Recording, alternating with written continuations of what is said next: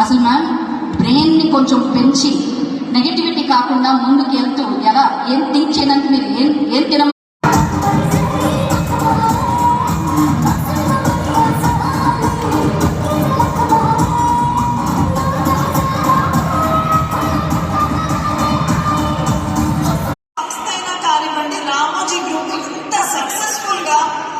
చిన్న మచ్చ కూడా లేకుండా ఏకదాటి మీద ఎన్ని సంవత్సరాలు ఎలా నడుస్తుంది